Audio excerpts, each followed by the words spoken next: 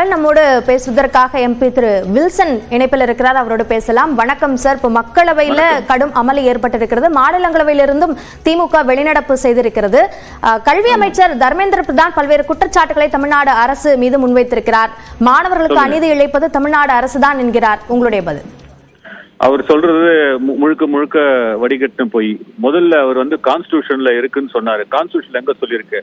நான் சொல்றேங்க, 1930 இருந்து இனிய வரைக்கும் இருமொழி கொள்கையை தான் ஃபாலோ பண்ணிட்டு வருது தமிழ்நாடு. ஏற்கனவே அபிஷியல் லாங்குவேஜஸ் ஆக்ட் வரும் பொழுது அது ஸ்பெசிஃபிக்கா தமிழ்நாடுக்கு அப்ளை ஆகாதுன்னு சொல்லி ரூல்ஸை கொண்டு வந்தாங்க. ஸோ அந்த அபிஷியல் லாங்குவேஜ் ஆக்ட்லயே எக்ஸம்ஷன் ஃபார் தமிழ்நாடு இருக்கிறது.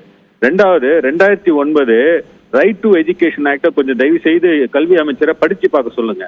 அந்த ரைட் டு எஜுகேஷன் ஆக்ட்ல ஃபைனான்சியல் கான்ட்ரிபியூஷன் ஒன்றிய அரசு மாநிலங்களுக்கு கொடுக்க வேண்டும் என்று இருக்கிறது.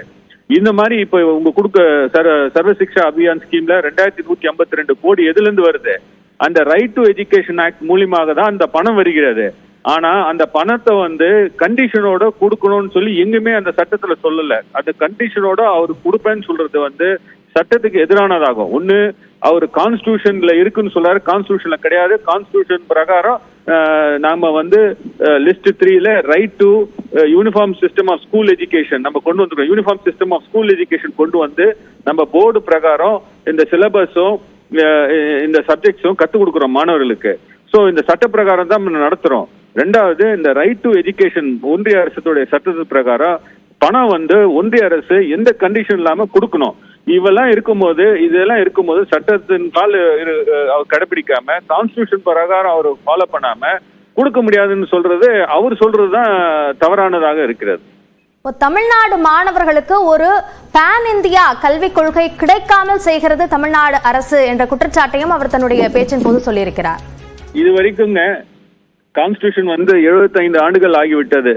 மாணவர்கள் ஏதாவது சலித்து போய்விட்டார்களா? எல்லா லெவல்லையும் இருக்கோங்க. ஒன்றிய அரசு கவர்மெண்ட்லயே இருந்துட்டு வந்திருக்கோங்க. ஏதாவது எங்களால ஒன்றும் பண்ண முடியலன்னு யாராவது சொல்லியிருக்காங்களா?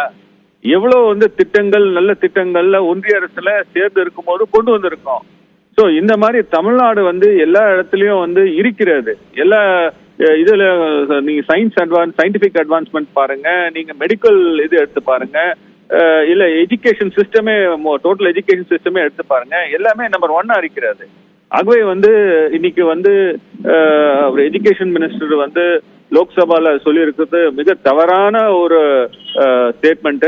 அது மட்டும் இல்ல, இன்னைக்கு நாங்க ராஜ்யசபால 267 நோட்டீஸ் கொடுத்து, அதே போல லோக்சபாலயும் the delimitation issue, we want a fair delimitation for Tamil Nadu அப்படின்றத எம்பசைஸ் பண்ணி இன்னைக்கு நாங்க வெளிநடப்பு செய்திருக்கிறோம். இணைப்பில் உங்களுடைய கருத்துக்களை எங்களோடு பகிர்ந்து கொண்டமைக்கு நன்றி திரு வில்சன்.